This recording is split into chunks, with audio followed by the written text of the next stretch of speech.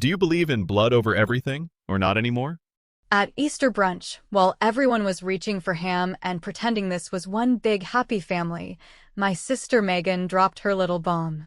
She looked around the table, did that thing where she touched her stomach like it was some secret only she was gracious enough to share, and then said, "So, we had the baby last week." And, just like that, the entire table exploded. Forks hit plates. Chairs pushed back. My mom stood up so fast her wine almost spilled. Everyone screamed and clapped and hugged Megan, like she'd just cured cancer with her uterus. You'd think they were handing her a Nobel Prize. Meanwhile, I was still chewing a piece of bread. No one looked at me. No one asked if I'd known. Of course, I hadn't. I wasn't on the group chat. I hadn't been in years. Megan always had this way of hijacking a room without looking like she meant to. She'd always accidentally be the center of attention. My childhood is basically a highlight reel of Megan winning spelling bees, Megan starring in the school play, Megan bringing home the college acceptance letter our parents framed and hung above the damn fireplace.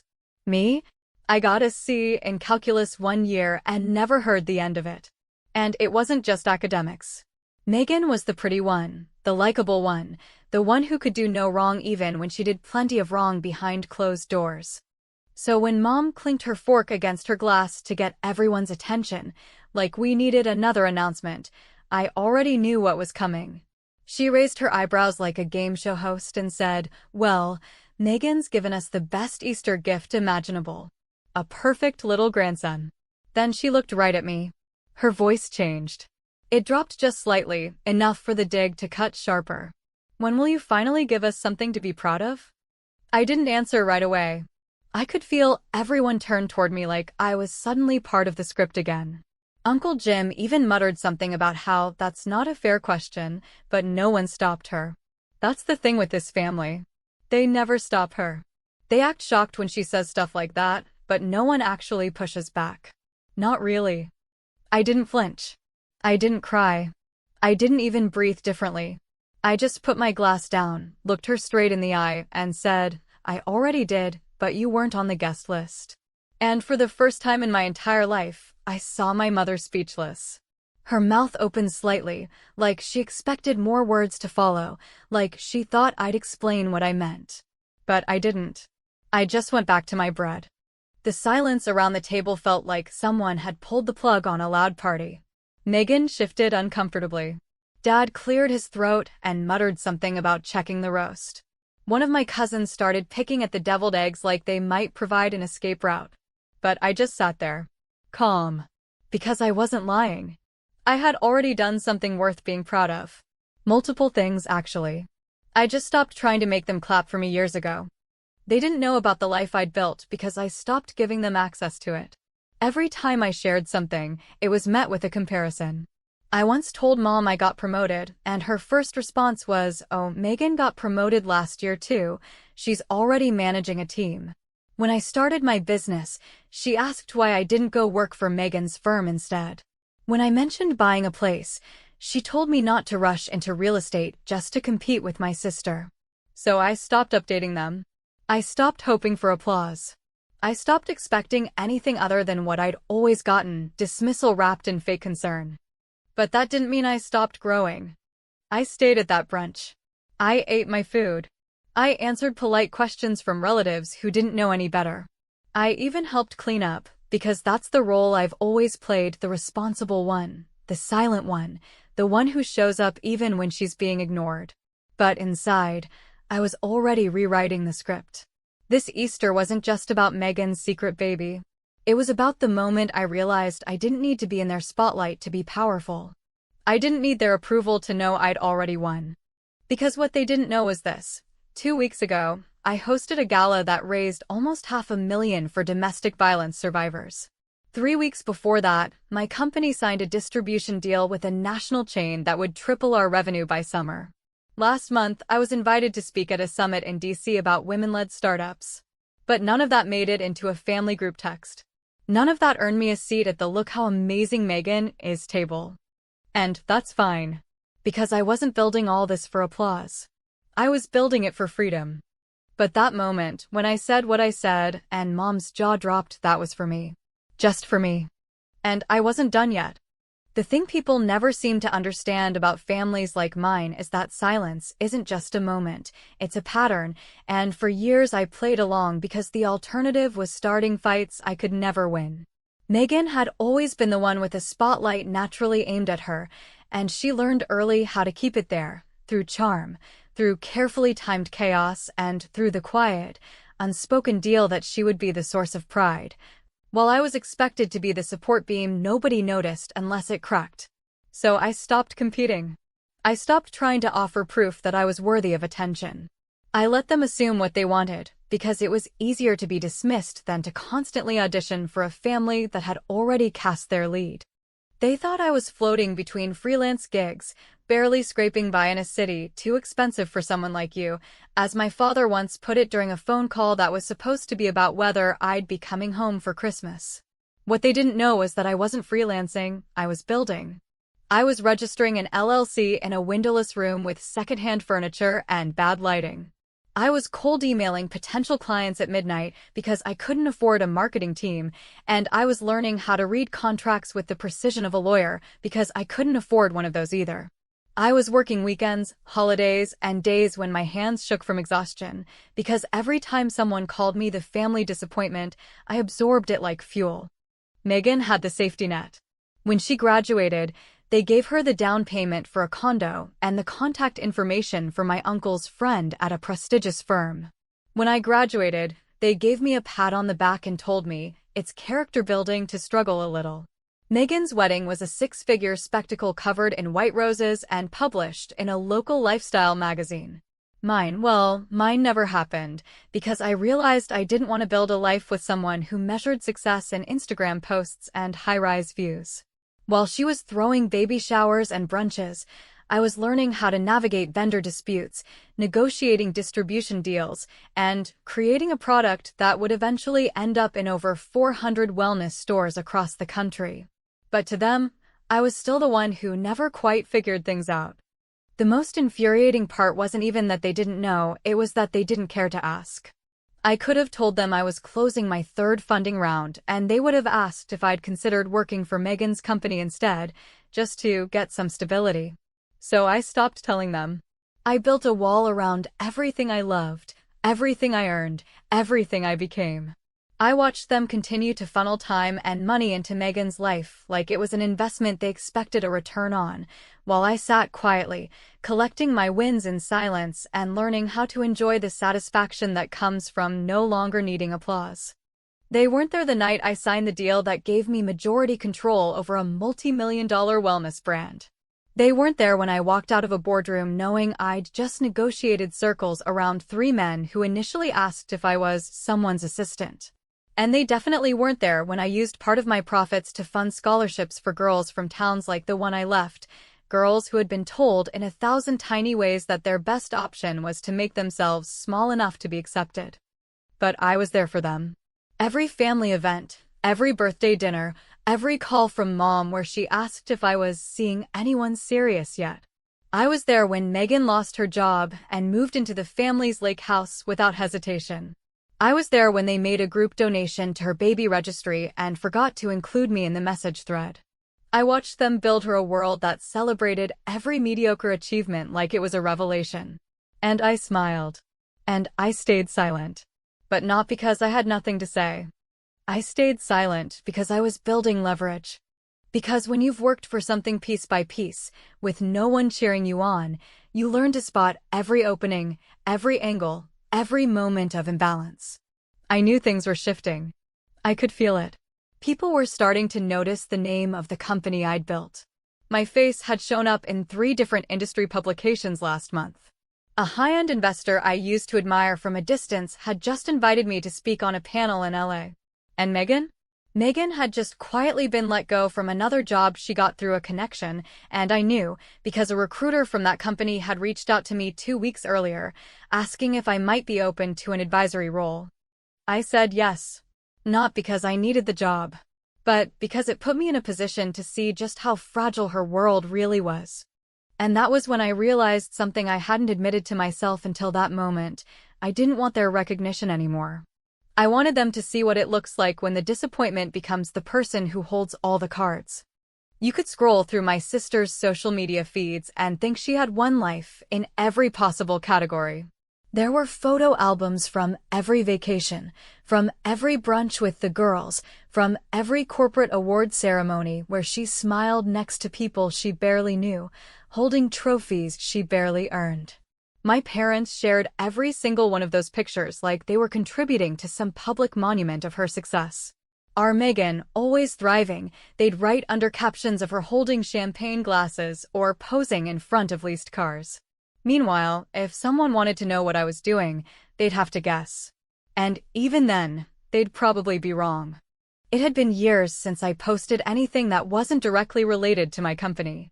Not because I didn't have anything to say, but because I got tired of shouting into a room where everyone had already turned toward someone else. When I made the decision to stop sharing, it wasn't a moment of rebellion, it was just a slow withdrawal, like a quiet realization that trying to prove anything to these people was pointless. Every time I posted something, I could practically feel them skipping over it. The likes from family stopped. The comments dried up.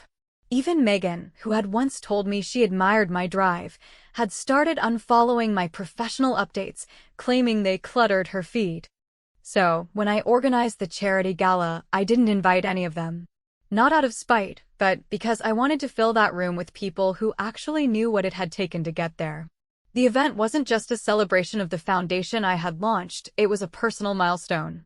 A night that symbolized survival and triumph, and every brutal year I'd spent pretending their silence didn't sting. 200 people showed up. Some were industry names I had only seen in magazines a year ago. Others were women whose stories mirrored my own, women who had clawed their way through the same kind of invisible dismissals and polite rejections that I knew all too well. I wore black that night, not because it was symbolic, but because I didn't want the photos to scream. I wanted them to whisper power. My team hired a photographer, and within 48 hours, those images were on industry blogs and nonprofit newsletters and local press sites. And that's when the quiet shift began. I didn't send the links to my family, but I didn't hide them either.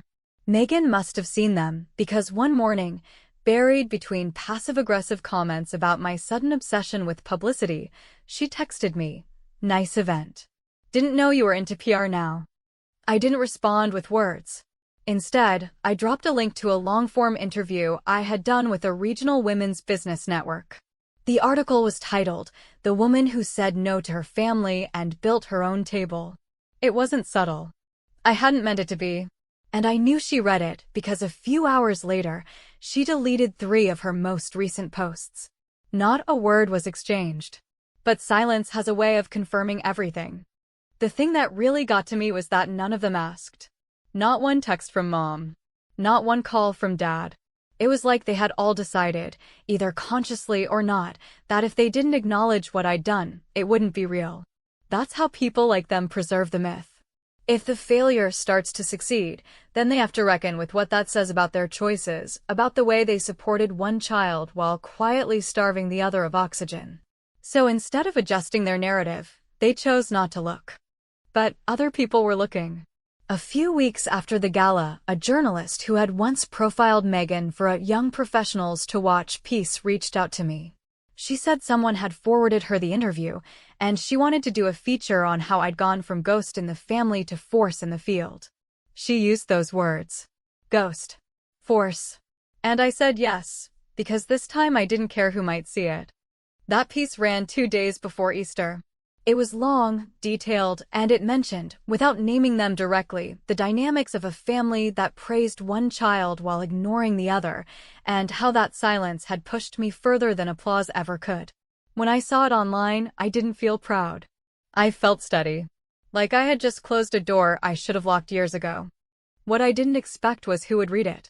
Because at that point, I had started to believe no one in my family paid attention to anything I did. But people talk. And people share. And sometimes, people start connecting dots even when you never intended them to. That's how I found out my aunt had seen the article and brought it up during a phone call with my mother. I don't know what was said, but I do know that an hour later, my mom sent me a message that simply said, "Saw something about your work.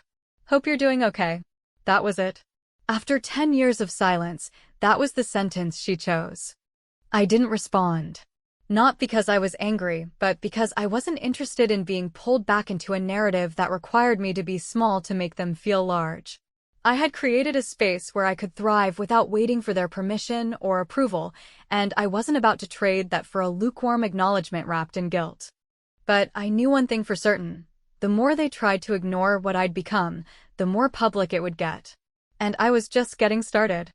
The lake house had always been their sacred ground, a place my parents spoke about with reverence, like it held the essence of everything they worked for. Every summer, they'd pack up the SUV with Megan's kids, Megan's dogs, Megan's endless collection of sun hats and frozen casseroles, and spend weeks in what they called the only place that truly feels like home. I hadn't been invited in years. The last time I set foot on that property, I was still pretending not to notice how they gave her the master suite while I was expected to sleep on a pull-out couch with broken springs. I was 26. That was the summer I realized that even geography had hierarchy in our family. What they never knew, because people like them don't ask questions when they assume they already know the answers, is that the trust holding the lake house wasn't as simple as they thought. When my grandmother passed, she had left her assets divided equally between her 3 grandchildren, but with one important clause: the trust would be managed by the beneficiary with the highest earned income at the time of its next legal review. No one in the family paid attention to that footnote. No one except me.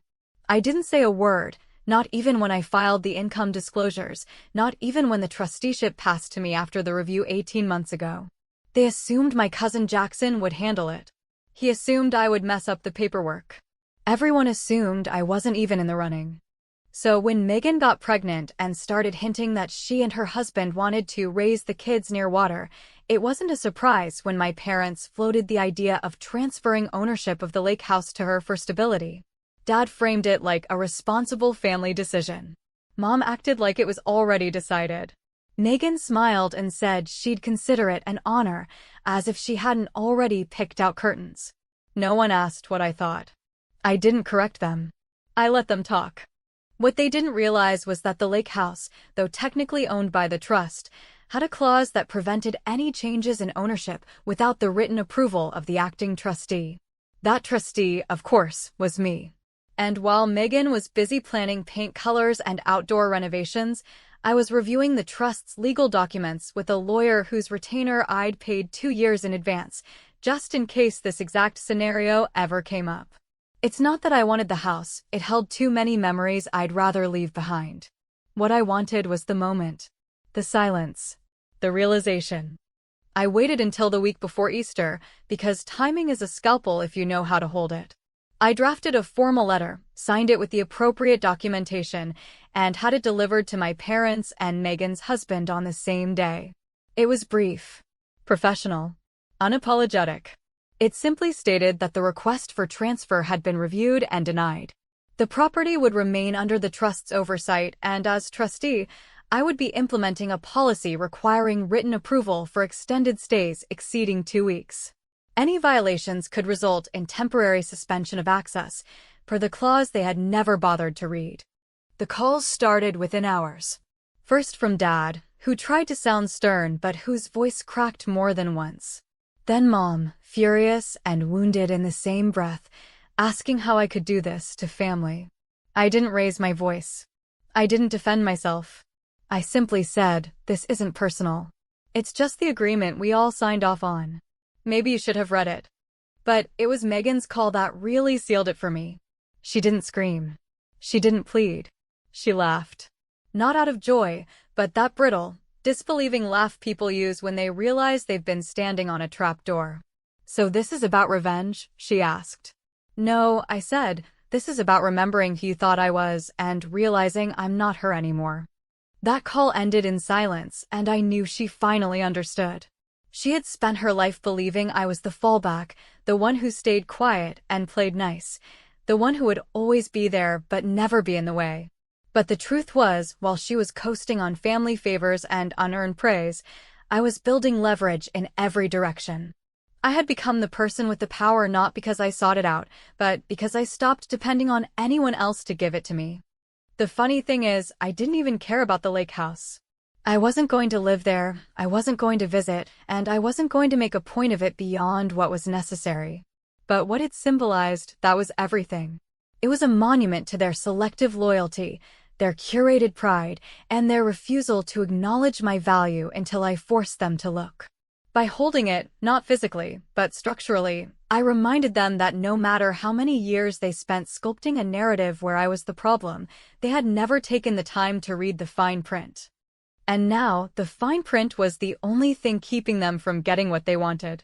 Easter Sunday always came with the same script: pastel decorations, forced small talk, overcooked ham, and the unshakable sense that I was expected to play a role I never auditioned for. For most of my life, I showed up anyway.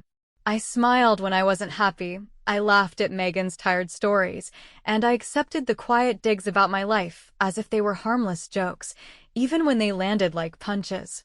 This year, I sat at the table already knowing exactly how it would unfold, only this time, I wasn't there to keep the peace. I was there to end the performance. The moment came right on cue, like it always did. Megan had announced the birth of her baby with theatrical timing, pulling out a printed photo like she was revealing the winning lottery ticket. My parents practically burst with pride, repeating her name like it was sacred, already talking about baptism plans and future Christmases at the lake house. Then, as if choreographed, Mom turned toward me with a smile that was far too polished to be sincere, and she delivered her line, "When will you finally give us something to be proud of?" I didn't hesitate. I didn't pretend to laugh or act confused. I simply looked her in the eye and said, with the calmest voice I've ever managed in that house, "I already did. But you weren't on the guest list." The room went still. No one moved. No one breathed. For the first time in years, they were all looking at me, not to correct me, not to dismiss me, but to understand what I meant. I let the silence stretch just long enough for it to sting. Then I reached into my bag and pulled out a single envelope. I handed it across the table to my father, who opened it with the cautious curiosity of a man sensing something is about to shift, but still hoping it won't. Inside was a press release announcing my company's latest expansion, a multi-million-dollar deal that would position us in over 200 new retail locations across the country. Below the announcement, in elegant black lettering, was an invitation to the launch gala.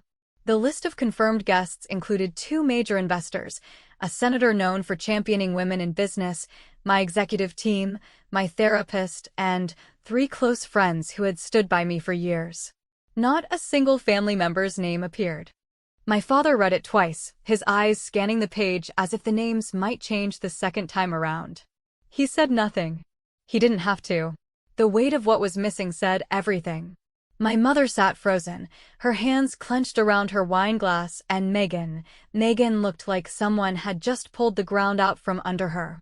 She tried to speak, but nothing came. Maybe she wanted to ask why. Maybe she wanted to accuse me of being cruel.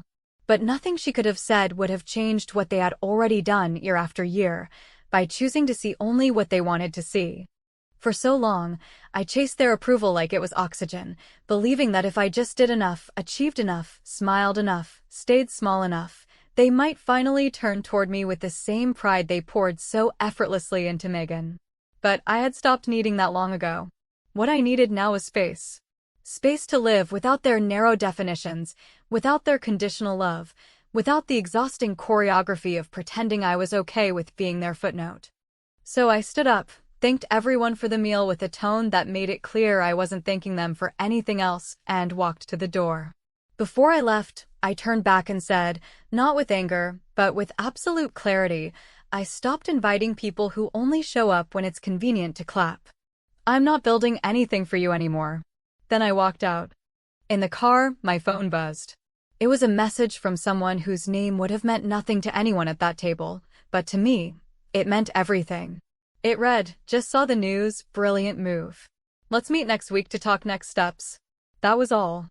But that message represented something my family never gave me recognition, not for how well I played along, but for how hard I had worked when no one was watching.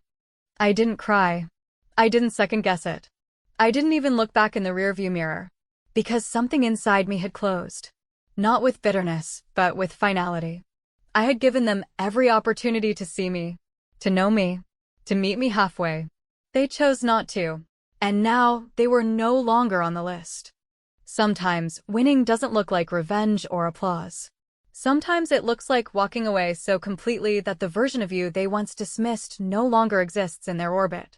And sometimes, if you do it right, they're left staring at an empty seat and realizing, too late, that the person they never made space for was the one who built her own table and never looked back.